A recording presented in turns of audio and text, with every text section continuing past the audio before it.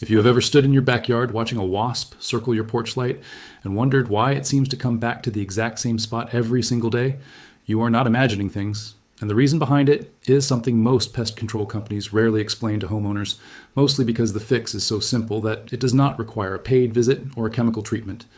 Wasps are territorial insects, and once a queen has chosen a location to build her nest, every wasp connected to that colony treats the surrounding airspace as claimed ground, which means they will defend it, patrol it, and return to it with a level of consistency that most people mistake for random buzzing. This single fact is the foundation of the trick that keeps homeowners from ever having a wasp problem in the first place, and understanding it can save you hundreds of dollars in pest control fees every single season. The trick itself is deceptively simple. Wasps avoid areas where another colony has already established territory. Because queens scout for nesting sites in early spring, and because a fight between two colonies can be fatal for both, wasps have evolved to steer clear of any spot that looks like it already belongs to a rival nest. Pest control companies know this behavior extremely well, yet very few of them advertise the low-cost solution that comes from it, because a homeowner who solves their own wasp problem for a few dollars is not a homeowner who books an expensive nest removal service. The solution is a decoy nest, and when it is placed correctly around the exterior of your home before wasp season begins, it can prevent colonies from settling anywhere near your house at all. A decoy nest does not need to be complicated or expensive. It can be a paper lantern painted gray and brown to mimic the papery texture of a real wasp nest, or it can be a store-bought fake nest designed specifically for this purpose. The key to making this trick work is placement and timing. Queens begin scouting for nesting locations in early spring, usually as soon as temperatures consistently rise above 10 degrees Celsius, so the decoy needs to be hung before that scouting period begins, not after wasps have already started building. Homeowners who wait until they see an active nest and then hang a decoy nearby are usually disappointed, because at that point the colony has already claimed the territory and a decoy will not scare away wasps that are already established. For the best results, hang 2 or 3 decoy nests around different corners of your home, focusing on areas wasps are naturally drawn to, such as under eaves, near roof lines, inside covered porches, and close to any exterior lighting fixtures. Wasps are drawn to these spots because they offer shelter from rain and wind while still being close to food sources like garden pests, sugary drinks, and exposed garbage. By placing decoys in these exact locations, you are essentially telling every scouting queen that the prime real estate around your house is already occupied, which sends her looking elsewhere for a place to build.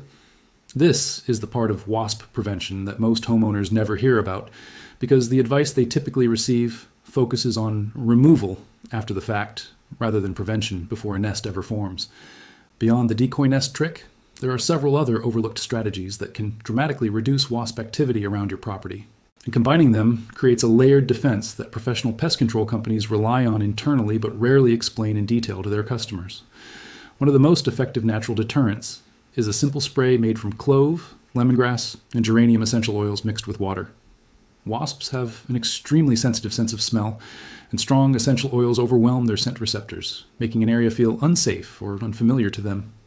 Spraying this mixture around window frames, door edges, and outdoor seating areas once a week during peak wasp season, which runs from late spring through early autumn, can noticeably reduce the number of wasps that linger near your home.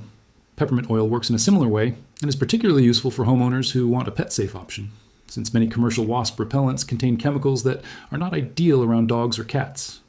A few drops of peppermint oil on cotton balls placed near entry points, vents, and outdoor dining areas can keep wasps at a distance without introducing pesticides into your yard. This is especially helpful for families with young children who spend a lot of time playing outside, since it reduces the risk of stings without relying on aerosol sprays that can drift in the wind and affect areas you did not intend to treat. Another overlooked factor in wasp prevention is food and drink management, particularly during the warmer months when outdoor entertaining is common. Wasps are highly attracted to sugary substances, and a single spilled soda or an uncovered piece of fruit on a picnic table can attract scouts within minutes. Once the scouts locate a reliable food source, they return to the colony and recruit more wasps to the area, which is why a seemingly small event like an unattended barbecue can turn into a much larger wasp presence within just a few days. Keeping food covered, cleaning up spills immediately, and using trash cans with tight-fitting lids removes the incentive for wasps to keep visiting your property in the first place. Homeowners should also pay close attention to structural gaps and openings around the exterior of the house, since these are common entry points for wasps looking to build indoor or semi-indoor nests. Small cracks in siding, gaps around utility pipes, damaged screens, and unsealed vents all provide the kind of sheltered, undisturbed space that wasps prefer for nest building. A simple walk around the perimeter of your home in early spring, sealing any gaps larger than a quarter inch with caulk or expanding foam, can eliminate many of the hidden spots where a colony might otherwise take hold. This kind of proactive home maintenance is far less expensive than dealing with an established nest later in the season, and it also helps prevent other pests like ants and rodents from finding their way inside. It is worth understanding a little more about wasp behavior itself, because knowing how colonies grow throughout the season helps explain why prevention early in the year is so much more effective than reaction later on. A wasp colony starts with a single queen who survives the winter in a sheltered location, such as under bark, inside a woodpile, or tucked into an attic space. When she emerges in spring, her only job is to find a nesting site and begin laying eggs, and for the first few weeks, she does all the work of building the nest and foraging for food by herself. Once the first generation of worker wasps hatches, they take over these responsibilities, allowing the queen to focus entirely on reproduction. This is why a small nest in early spring can grow into a colony of several hundred wasps by late summer, and it is also why early prevention, like the decoy nest trick, is so much more effective than trying to deal with a fully established colony months later. Late summer is typically when wasp activity becomes the most aggressive, and understanding why can help homeowners avoid unnecessary stings. As the season progresses, the colony's food needs shift. Earlier in the year, worker wasps primarily hunt insects to feed developing larvae, which is actually beneficial for homeowners because it means wasps are helping control populations of caterpillars, flies, and other garden pests. By late summer, however, the colony's reproductive cycle slows down, larvae production decreases, and worker wasps no longer receive the sugary secretions they typically get from feeding larvae. This causes them to seek out alternative sugar sources, which is why wasps become far more interested in sodas, fruit, and other sweet foods during August and September. This shift also makes them noticeably more aggressive and more likely to sting, since their behavior is being driven by a search for food rather than simple territorial patrol. If you do discover an active nest, despite taking preventive steps, the way you handle it matters just as much as whether you handle it at all. One mistake many homeowners make is disturbing a nest during the day, when wasp activity is at its highest and the colony is most likely to respond defensively. Pest control professionals typically treat nests at dusk or just before dawn, when wasps are far less active and less likely to fly out in defense of the colony.